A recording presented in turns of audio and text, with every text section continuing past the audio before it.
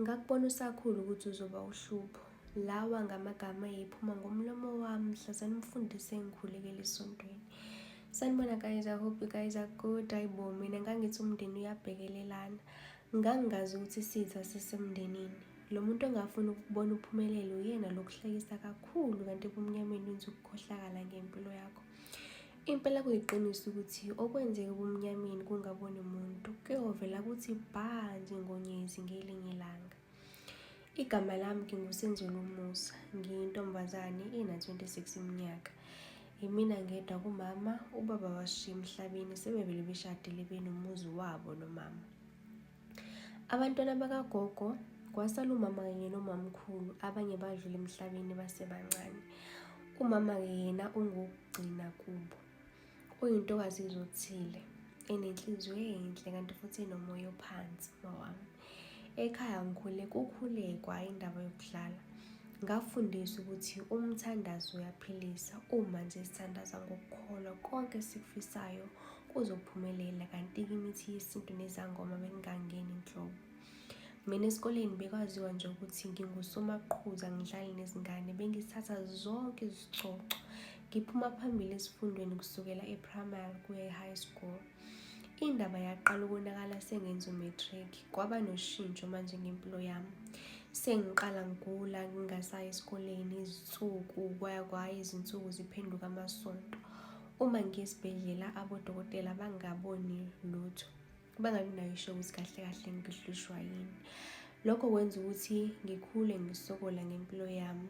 Lapho sengithi kuyalunga khona vele kuqhamuka okunye okuzongiphazamisa. Ngikhumbula kahle kwabe kungonyaka ka-2012 ngilungiselela ukubhalela izivivinyo zokugcina zika-matric. Ngavele ngavuvuka izinyawo ezihambisana nekhanda eliqaqambayo. Ngangingakhoni nokubeka unyawo phansi. Uma ngike ngalubeka nje ngizozwa ngathi ngibekelwe izinalithi phansi. Bese lusho ngokuluma unyawo. Uma ngike ngathi ngiyalunwaya kuvele kube buhlungu. Lobo buhlungu ngangibuzwa ngifisele ngisho isitha sami. Angiphathi-ke uma ngike ngathi ngizama ukufunda ikhanda livele liduma izinhlondono kungangeni lutho.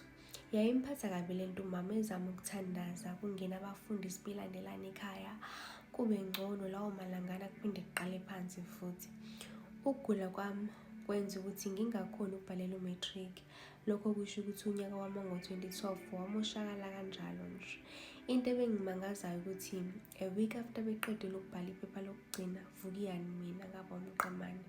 Kwangathi akukaze kwenzeke lutho kimi. Kwathi ngelinye ilanga siyothenga i-grocery town la kule ngangihamba nayo mama. Kuse leso siphithiphithi ngezwa ngomuntu engithi ngqi esandleni. Wangibamba umuntu wenkosi wangangidedela. Ngezwa amadolo evevezela ngajuluka ngamanzi nte. Kwakungumprofethi uSasangoma. Wathi naye ngibona ithuna emzini wakho mama. Ebambe isandla sami kodwa inkulumo ibhekise kumama.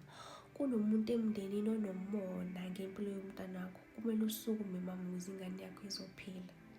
Umama wavele waphendula nje wathi, siyabonga bhuti kodwa sijahile.